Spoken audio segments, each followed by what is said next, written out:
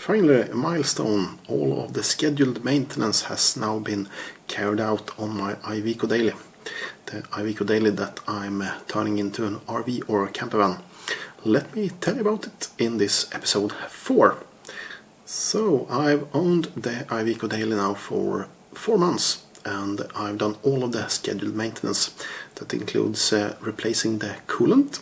I have replaced the motor oil with the filter, gearbox oil, rear axle oil, then the pollen filter, the intake air filter, and both of the fuel filters, both the pre-filter and the normal one.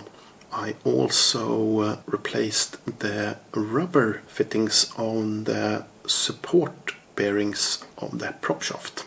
I mounted some extra seats that you can see over here, and let me tell you more about it later on in this video.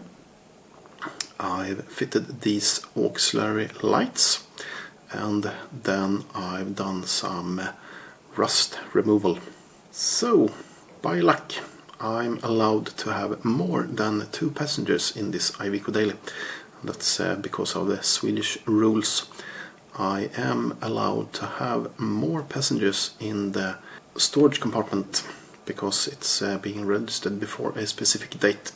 But please note that this might not apply to your Iveco and your country. So please don't take this for granted. I decided to mount some auxiliary lights, and if we have a look at this little clip, this is with the dipped beam, this is with full beam, then just the LED bar down, and this is with the 4 auxiliary lights on the roof. As you can see on this picture, there was quite a lot of rust, and this is behind the right hand side, behind the sliding door. So I had to remove this part and replace it with a new sheet of metal. So, to see more of me converting this Iveco Daily into a campervan or an RV, you should comment, like and subscribe, and I'll see you soon again. Bye bye.